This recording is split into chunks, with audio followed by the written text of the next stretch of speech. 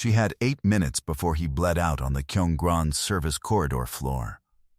She knew this the way she knew things her body had learned before her brain had fully processed them. The assessment running clean and automatic the moment she came through the staff door and found him. Left side, ribs, blade wound.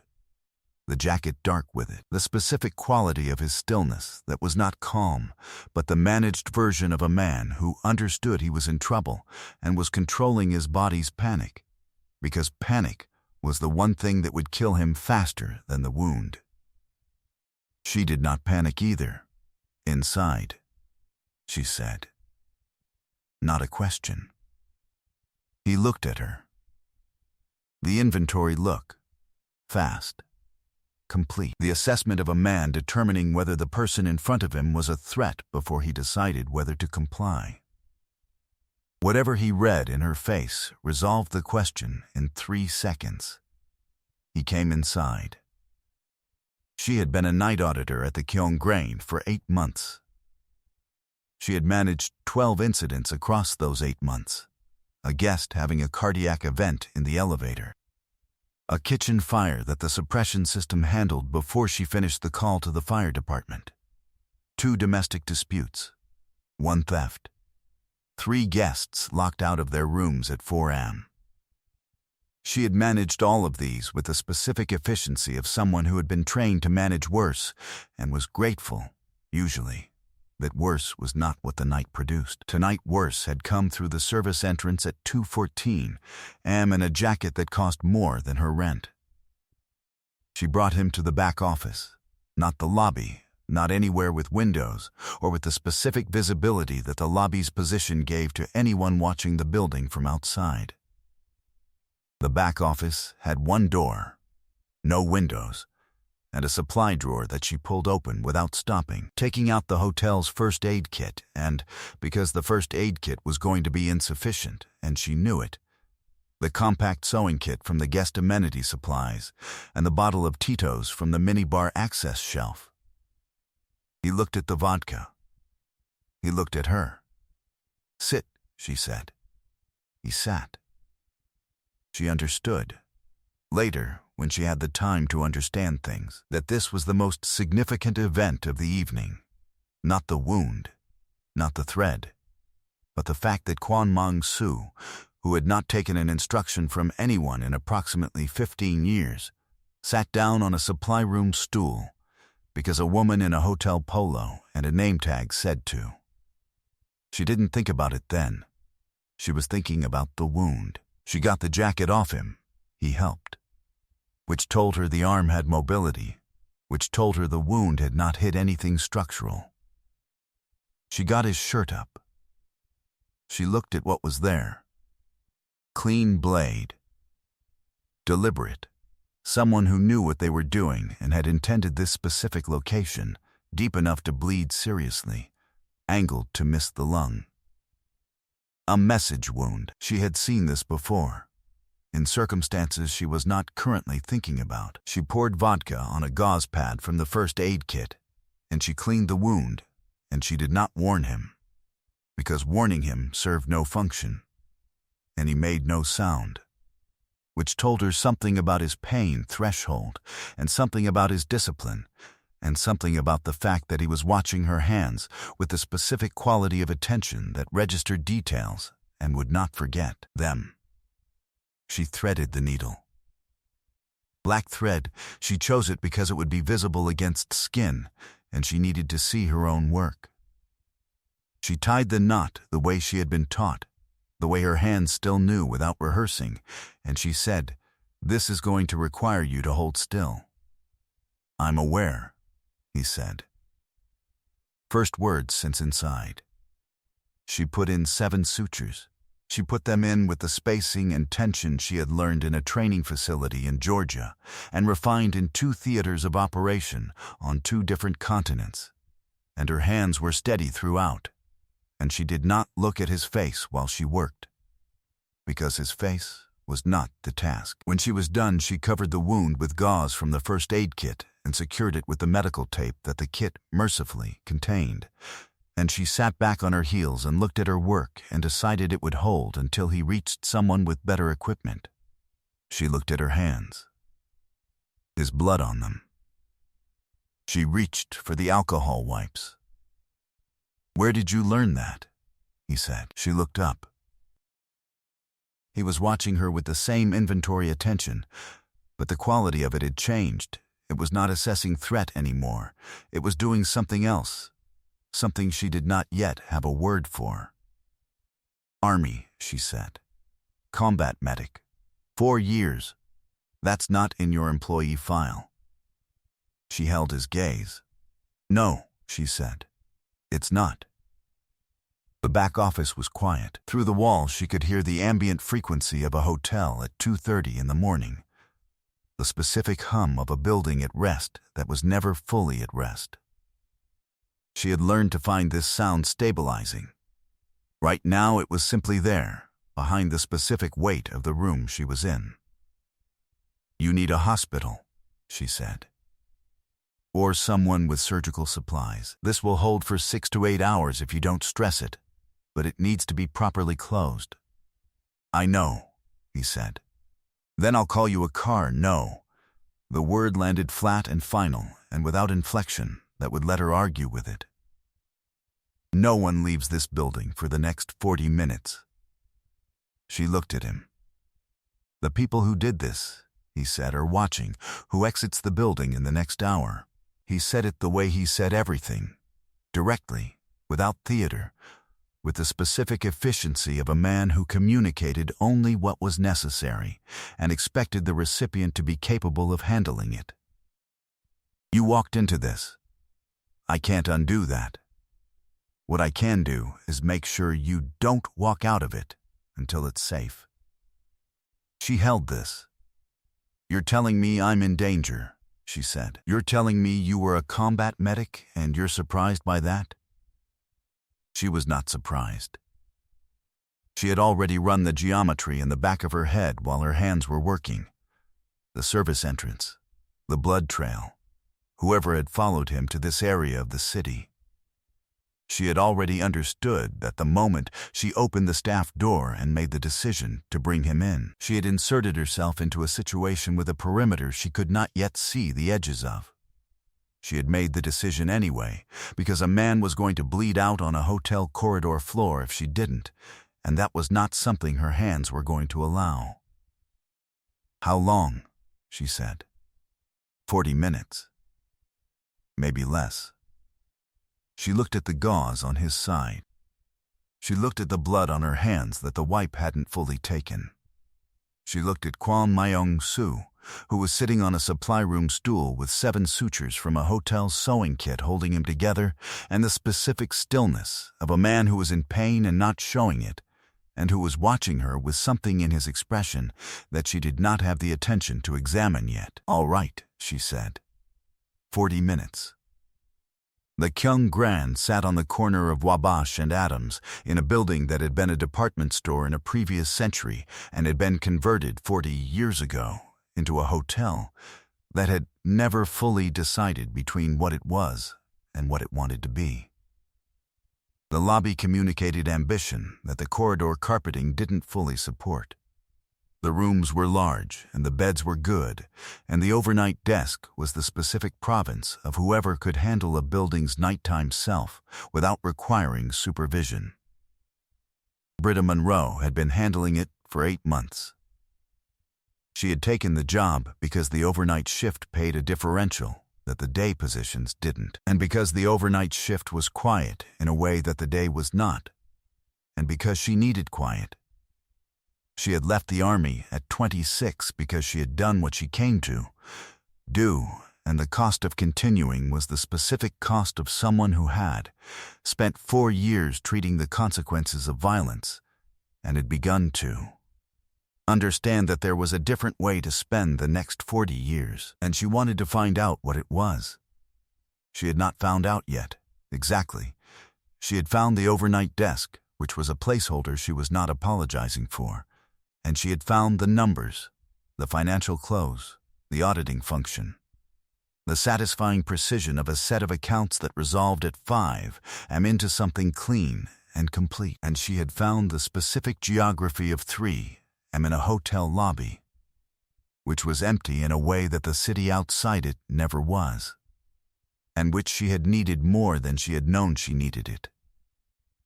She had also found the ongoing situation with Priya, which was not a thing she had found so much as a thing she had not been able to put down. Priya was 25 and was 3 years into a relationship that Britta had watched deteriorate in the specific, incremental way that these situations deteriorated, gradually enough that the person inside it could always explain why the most recent thing was different from the pattern, and why leaving now would be the wrong move, and why she needed more time. Britta had stopped arguing. She had not stopped watching. She thought about Priya at 3 am more than she thought about anything else.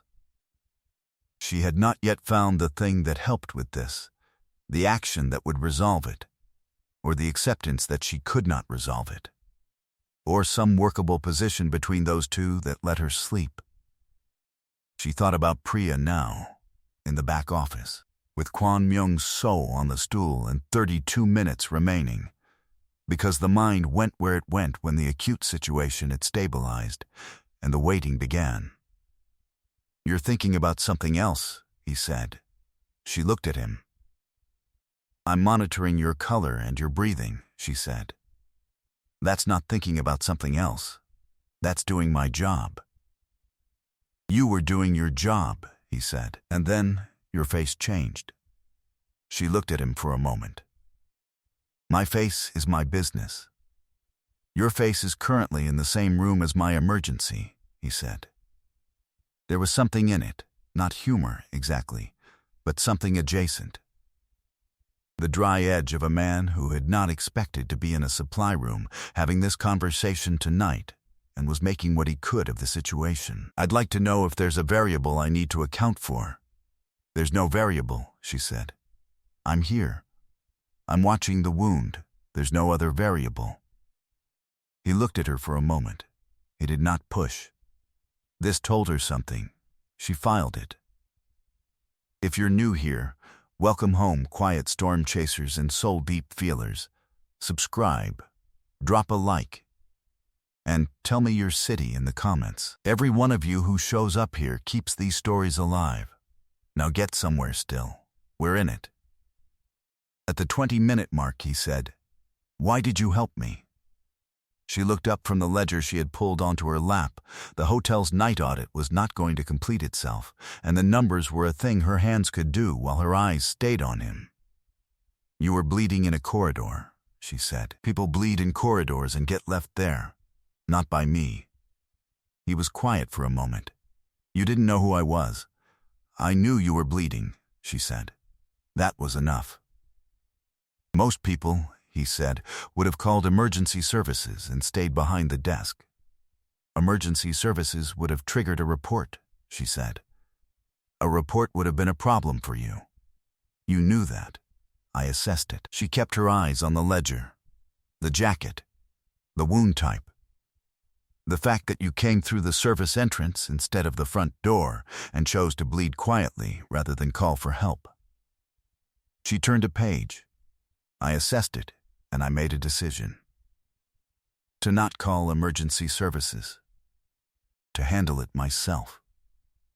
She looked up at him. "I've handled worse." He was looking at her with the attention that had shifted registers twice since she first saw it. Threat assessment, then inventory, now something else she was still categorizing. The look of a man who was updating his understanding of a situation in real time and was not pretending otherwise. "The Army," he said. "The Army. Where?" She considered this. She said, "Two places that were very hot and very loud, and that I am not thinking about tonight."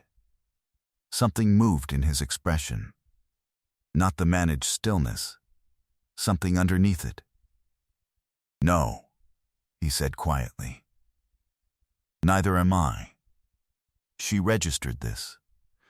She did not know what he had meant by it. She filed it with the other things she was filing, and kept her eyes on the ledger, and watched his color, and listened to his breathing, and did the math of the overnight close with the part of her brain that could do two things at once.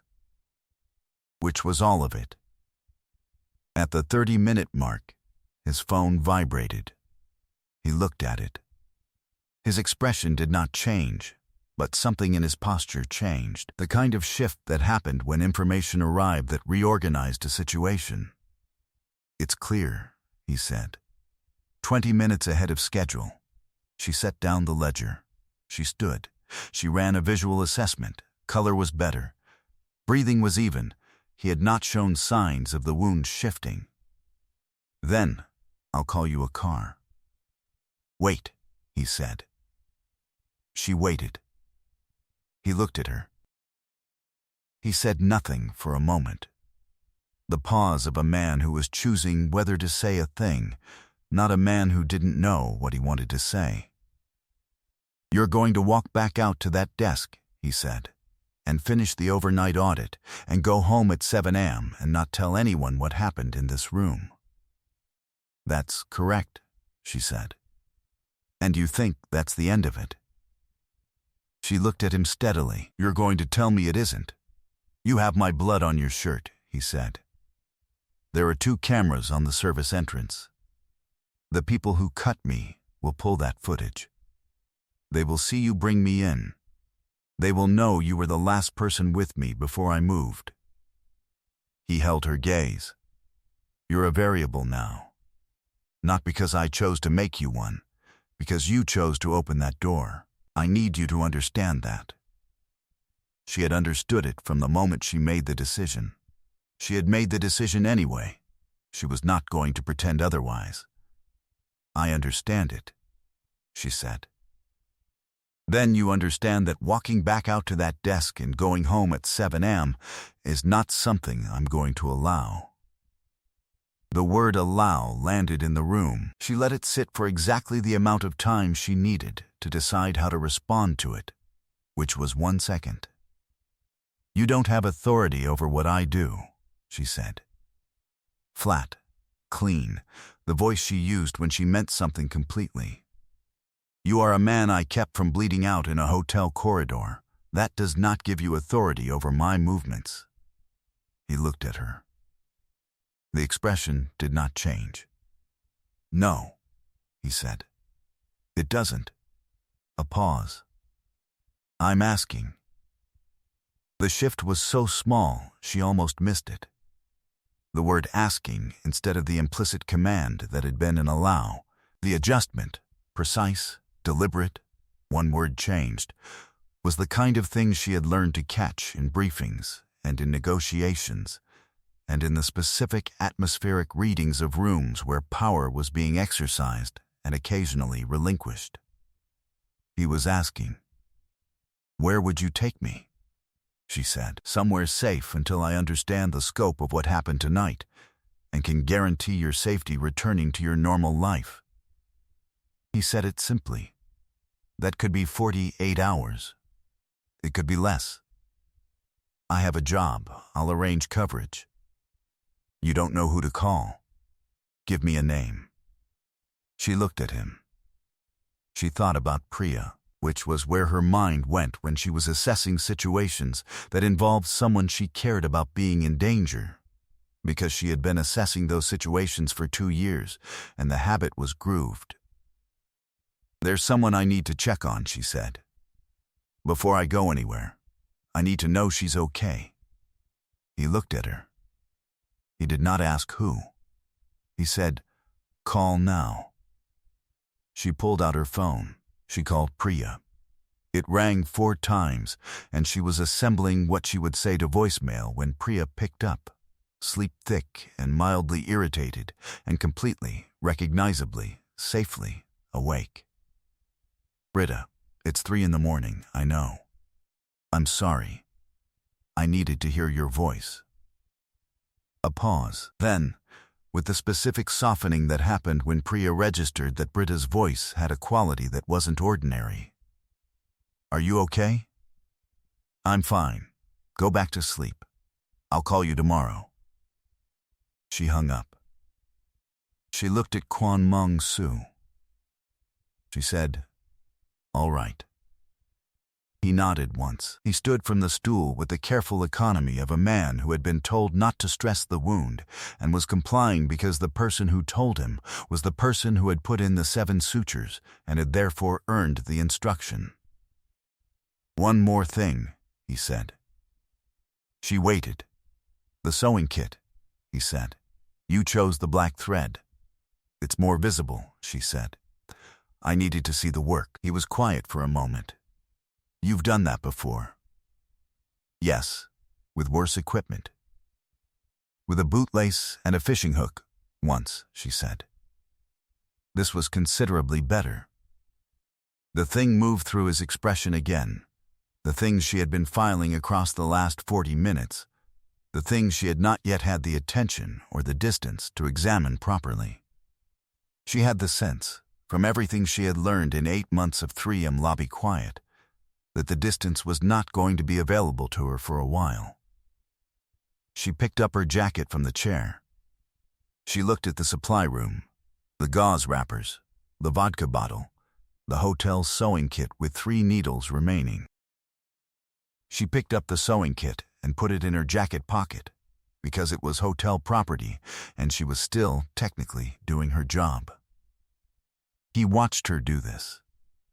The thing in his expression settled into something she recognized, the specific look of a man who has just been surprised, against his will and his expectations, into finding someone interesting. She was going to have to think about that later. "The car," she said. 5 minutes, he said. He was already on his phone. She stood in the supply room doorway and did the things she did in the in-between moments of overnight shifts. She ran the assessment. She identified the variables. She decided what she was going to do with what she knew. She had made the decision to open the door at 2:14 a.m. She had made the decision to stay for 40 minutes. She was making the decision now. She had made worse decisions. She had made them in conditions where the information was less complete and the stakes were considerably higher and the equipment was considerably worse. She had a sewing kit in her pocket and a man with 7 sutures across the room and a situation she did not yet have the full picture on, and she was going to need sleep at some point, and she was going to need to call the hotel's overnight manager, and she was going to need to figure out what happened next. She was good at figuring out what happened next. The car took them north.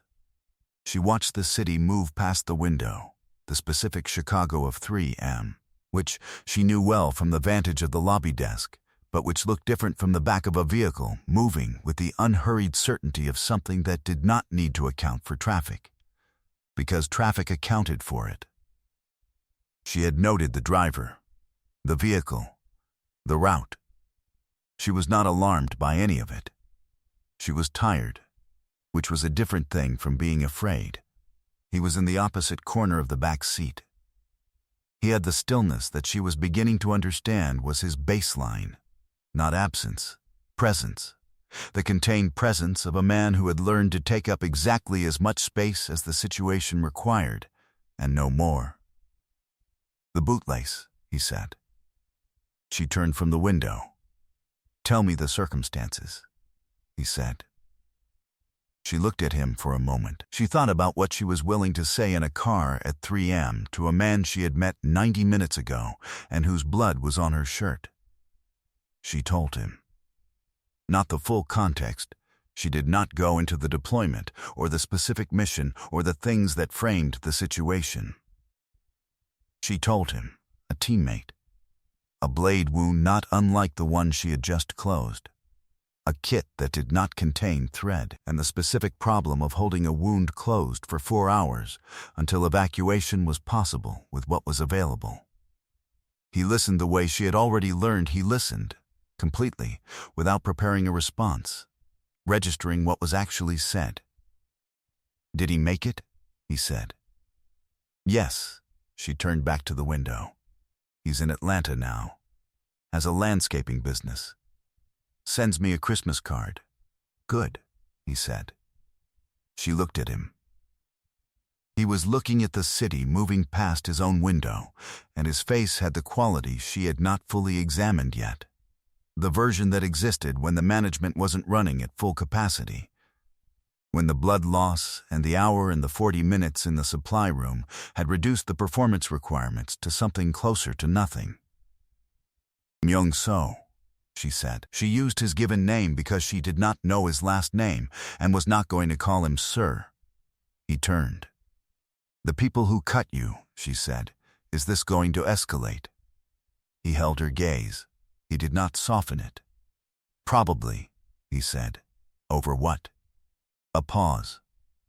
Territory, resources, the specific mathematics of an organization that believes it can take something I have by making the cost of keeping it too high. And can they, she said, make the cost too high? He was quiet for a moment. The city moved. The car moved. His face, in the window's ambient light, had the quality she had been filing all night. The thing underneath the inventory. The thing that had arrived when she put in the first suture and had not left. No, he said. They can't. Because the organization is too stable. Because I am, he said. It was not a boast. It was the same flat factual register he used for everything. The register of a man who communicated only accurate information and expected the same in return. She believed him. She was not sure what to do with the believing. You should sleep, she said. Blood loss. Your body needs it more than the conversation. I'm aware. Then, do it. He looked at her for one more second with the expression she was going to need distance to examine.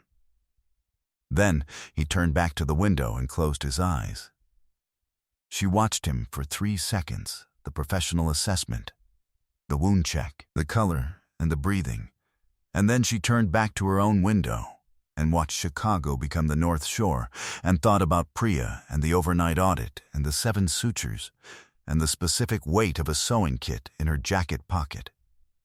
She did not sleep. She was a night auditor.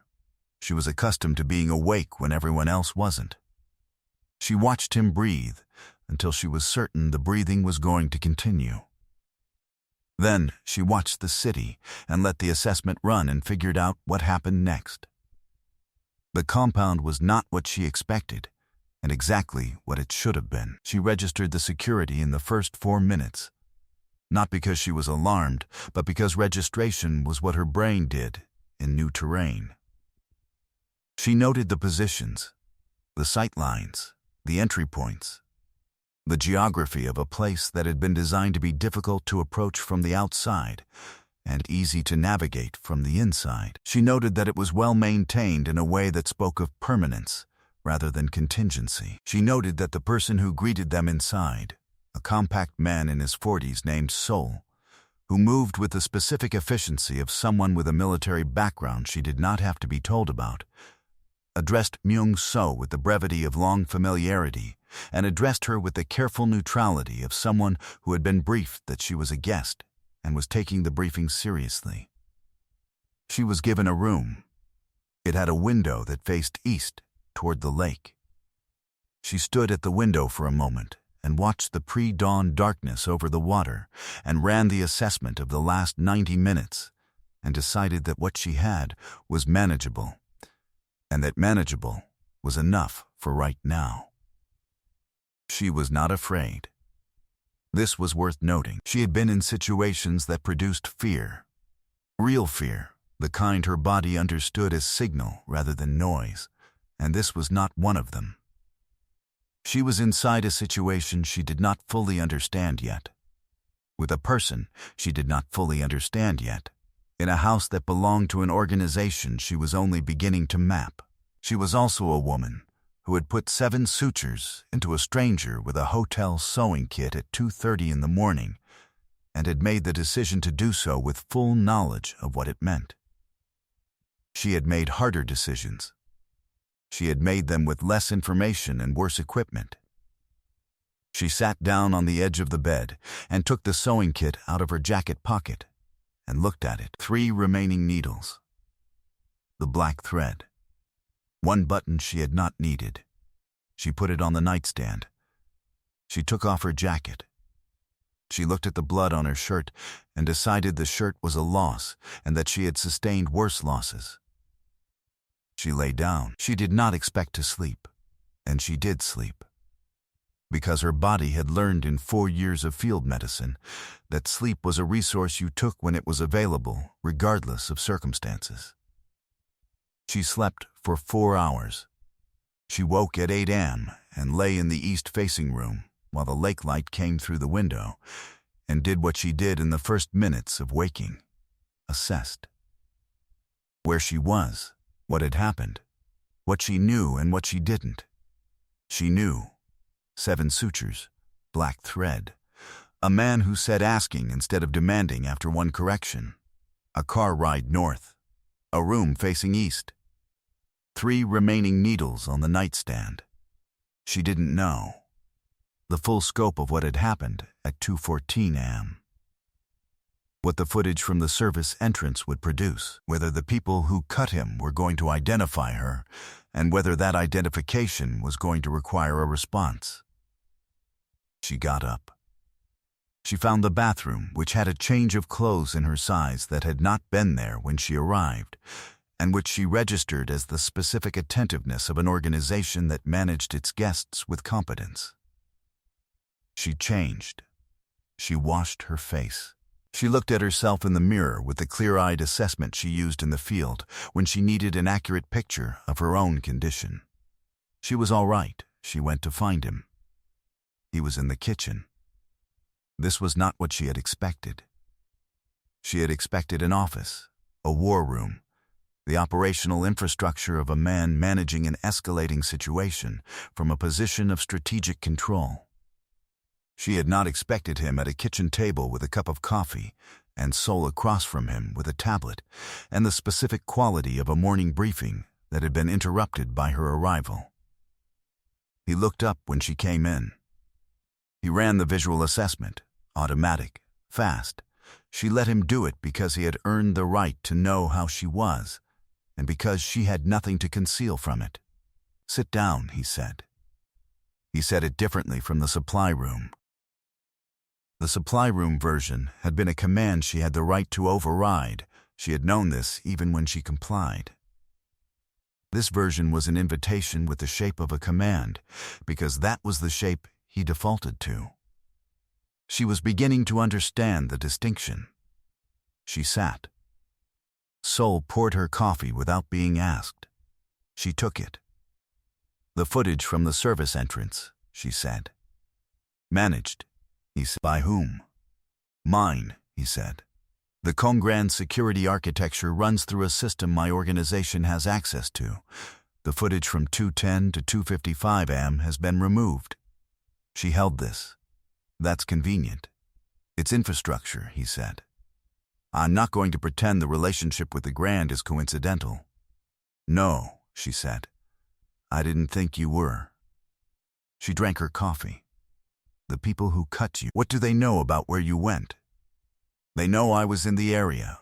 They don't know which building or which entrance. The vehicle I was in is not registering on any system they have access to."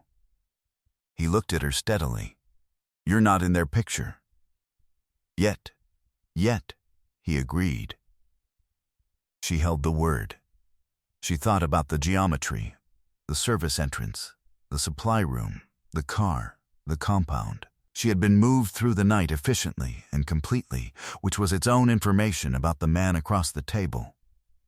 "I need to go back to the hotel," she said. "My shift was covered," he said. Sol handled it at 6 a.m. "The manager was told you had a family emergency." She looked at him.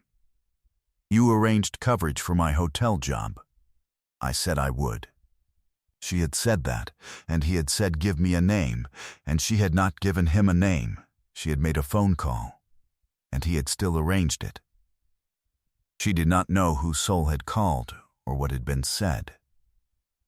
She noted that it had been handled before she woke up, that she had not been asked to manage it, and that the management had been correct. Priya, she said. Sol confirmed she arrived at work at 7:45 this morning, he said. Uneventful, she looked at him. She had not given him Priya's name or told him where Priya worked. She understood that the check had been run on her background before she woke up, and that the check had been thorough. She decided how to feel about this for approximately 3 seconds. Thank you, she said. He was quiet for a moment. You called her at 3 in the morning before you got in the car, he said. That was the condition. It wasn't a condition. You needed to know she was safe before you agreed to go anywhere. He said it simply. That's a condition. She looked at him across the kitchen table in the morning light, with the coffee in her hands, and the lake somewhere beyond the window and the compounds quiet around them, and Sol very professionally looking at his tablet and not looking at either of them.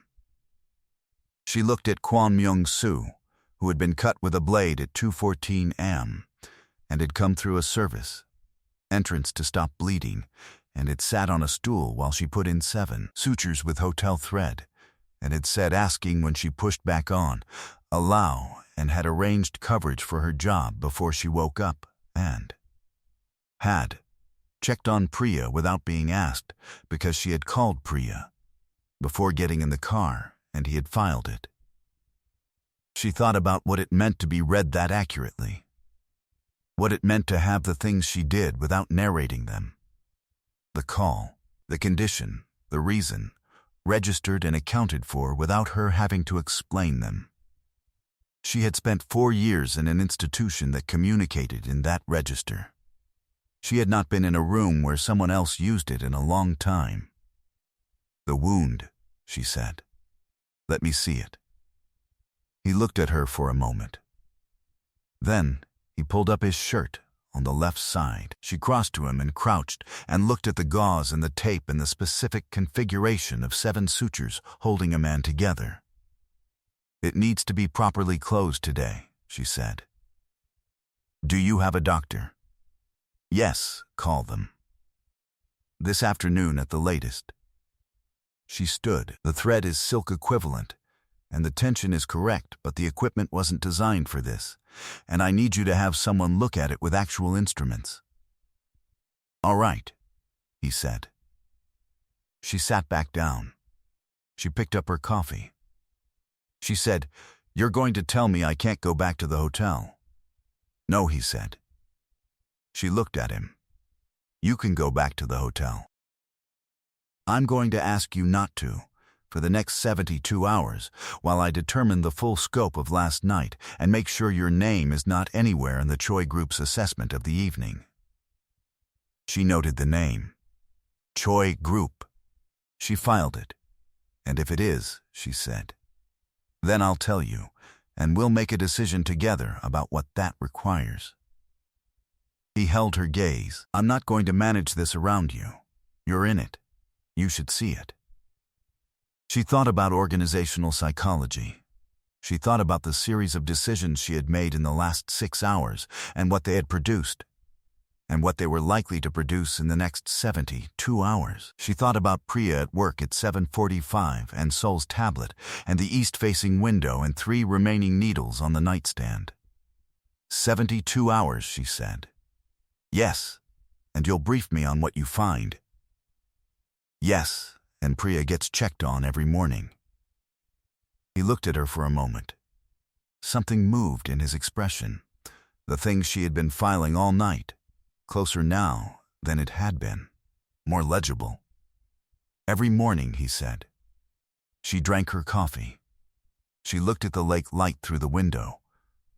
She ran the assessment of the next 72 hours and what they were going to require, and what she was and was not equipped to handle, and she concluded, as she had concluded at 2:14 am in a service corridor, that she was equipped. The Choi Group, she said. Tell me what I need to know. He looked at her across the table. He told her. She stayed for 9 days. Not because she was held. He had been clear about that, and she had been clear about what clear required, and both of them had understood the distinction. She stayed because on the third day the Choi Group's assessment of the previous Tuesday produced a name adjacent to hers, a night manager at the Kyung Grand who had been in the building during the relevant window and whose communication records were being reviewed. And the adjacent risk was enough that going back to the hotel was not the correct move yet. And Myung-so had said, "The decision is yours," and she had said, "I know," and she had stayed. She had not been idle. She had been given access to the information she needed to understand her own situation, which she had requested on day 2 and received on day 3. She had read it with the same attention she brought to the overnight audit, systematically, precisely, with the specific skill of someone who had been trained to assess situations and make decisions based on what the situation actually was rather than what she wished it were. She understood, by day 4, the shape of the Choi Group's operation and the specific mechanism by which Tuesday night had happened, and the likely timeline of the remaining threat. She told Myung-soo what she had read. He listened. He confirmed 3 things and corrected 1. She updated her assessment. On day 5, Sol had looked at her across a briefing summary she had assembled on the Choi Group's probable next move, and had said, with the flat neutrality of a man who delivered information without editorial, "You do this professionally." "I used to," she said. He had not said anything else. She had, later, understood this as a form of respect. On day 7, Myung-so found her in the east-facing room at 6 a.m., which was the hour she was usually awake, and which he had apparently begun to know. He stood in the doorway, and he said, "The Choi Group has moved. The adjacent risk to you resolved this morning." She turned from the window. "How, Sol?" he said. "And some pressure on a communication channel they didn't know we had access to." He held her gaze. "You can go back to the hotel today if you want." She looked at him. She thought about 9 days. About the kitchen table and the morning briefings and the east-facing room and the doctor who had come on day 1 and looked at 7 sutures in black thread and said, with the careful neutrality of a professional who was not going to comment on the circumstances, "This is good work." About Priya confirmed safe every morning, every single morning, without her having to ask after day 1. She thought about day 6, when she had been in the library pulling a reference on the Choi Group's organizational structure, and he had come in and she had shown him what she was mapping, and he had sat down across from her, and they had worked for 3 hours, side by side, without planning to, in the specific quiet of 2 people who were thinking about the same problem. She thought about what he had said at 3 a.m. in the supply room. "You walked into this. I can't undo that." She thought about the fact that she had walked into it because she had made a decision, and that the decision was the same decision she had been making for 4 years in 2 theaters of operation. The decision that a person in front of her was bleeding, and she was not going to let that continue. She was not sorry she had made it. "I know I can go back," she said. "I'm asking what you're proposing instead." He was quiet. For a moment. The thing in his expression, the thing she had been watching build across 9 days of closer proximity than either of them had planned, was fully present now. Not managed. Not constructed. "I'm proposing," he said carefully, "that the 72 hours we agreed on has become 9 days, and that 9 days has produced a situation neither of us planned for, and that I would like to know how you understand it before I say anything else." She looked at him. She thought about how she understood it. "I understand it as a situation that began as an emergency and became something else," she said. "I understand that the something else is real, and that I didn't plan for it, and that it has a set of implications that I need to decide whether I'm willing to accept." "Yes," he said. The implications include the world you operate in, and what that world requires and what it costs. She said it directly, because she was a woman who said things directly. I went into the army at 22 knowing what it cost, and I made peace with the cost before I accepted the situation. I need to do the same thing here. That's fair, he said. I need time. I know. Not 9 more days, she said. A week. Outside this compound, back at the hotel, living my life while I think about it. She held his gaze. I'm not asking for permission. I know you're not, he said. I'm telling you what I need. I heard you. He looked at her. The thing in his expression was not going to be managed back down. She could see this. She thought he could see that she could see it. 1 week, he said. And I'll need to know Priya is still being monitored. Not by me, I'll give you the contact, you decide how to use it. But I need to know she has a resource. She thought about Priya, about 2 years of watching and not being able to act, and the specific helplessness of it. What kind of resource, she said. The kind that, if she decides to leave, can make the leaving safe. He said it simply. The kind I have access to and you don't. She held this. She thought about what it meant to be offered the thing you had been unable to reach for 2 years, by a man you had known for 9 days, in a situation that had begun with a sewing kit, and a hotel stool, and 7 sutures in black thread. She thought about the conditions under which an offer like this was something other than leverage. She thought about the morning briefings and the east-facing room, and the doctor who said good work, and Sol confirming Priya every morning without being asked after day 1.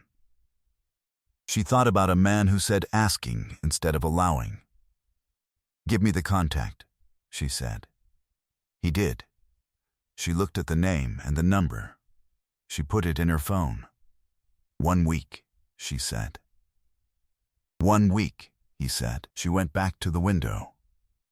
The lake was doing what the lake did at 6 a.m. in this season. Silver gray, specific. The kind of light that clarified rather than flattered. She looked at it and felt the assessment running. The situation, the variables, the decision she was going to need to make in 7 days. She had made harder decisions. She had made them with less information and worse equipment. She thought she knew what the assessment was going to produce. She was going to wait the week anyway. Because the week was what she had said she needed, and she had meant it, and she was a woman who meant what she said. She came back on a Sunday. Not to give him an answer. She was not ready to frame it as an answer.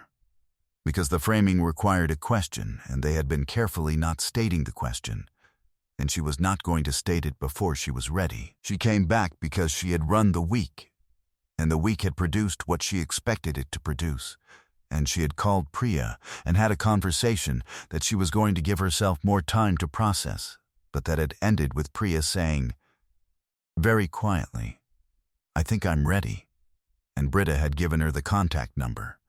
And Priya had written it down. She came back because she had spent a week at the overnight desk, and in the 3M lobby quiet, and in her apartment, and she had thought about the sewing kit, and the 7 sutures, and 9 days in an east-facing room, and what it felt like to be read accurately by someone who registered what you did and what you needed without requiring you to narrate it. She came back because she had been a night auditor for 8 months, and a combat medic for 4 years, and a woman for 30, and she knew the difference between a situation she was equipped for and one she wasn't.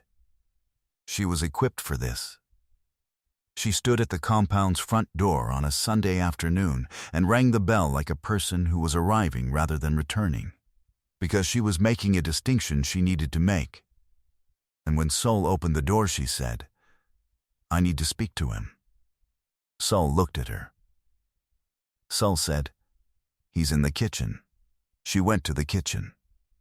He was at the table. He looked up when she came in and ran the assessment, and whatever the assessment produced landed in his expression as the thing she had been watching across 11 days and 1 week and one Sunday afternoon. The things she had not had the language for in the supply room, and had been finding language for ever since. She sat down across from him. She put the hotel sewing kit on the table between them. She had taken it from the nightstand before she left the compound. She had kept it for the week. She was returning it now because it was hotel property, and she was going to go back to work tomorrow, and she would need to return it.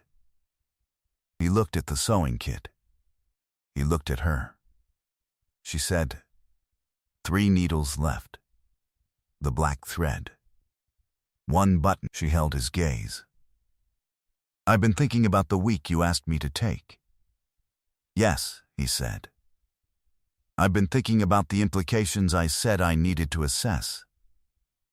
Yes, and I've been thinking about the fact that you could have framed this as a question, and you didn't, and that you said 1 week and checked in once, and let me have the week, and that Priya has a contact now, and that is not nothing. She looked at him. I've been thinking about what it means to be in a situation with someone who registers what you need before you have to ask for it. He was very still. I'm not going to tell you I understand what this world is and that I've made full peace with it, she said. I haven't.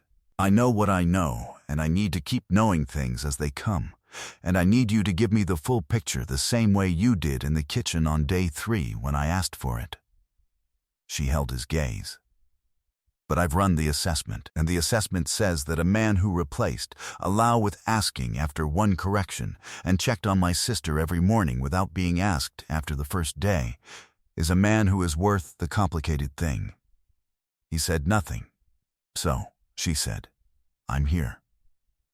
He looked at her for a long moment. The thing in his expression was not the managed version of anything. It was simply what it was. The choice situation is going to require another 3 to 4 months to fully resolve, he said. Quietly, it will require you to be careful about your movements and your communications during that period. I'll tell you everything I know as I know it. Yes, she said. And Priya, the contact will take her call whenever she's ready. No timeline, no pressure. The resource is there. I know, she said. She called yesterday. Something moved in his face. And? She's thinking about it, Britta said, which is further than she's been in 2 years. She looked at the sewing kit on the table. That's not nothing. No, he said. It's not. She looked at him across the table.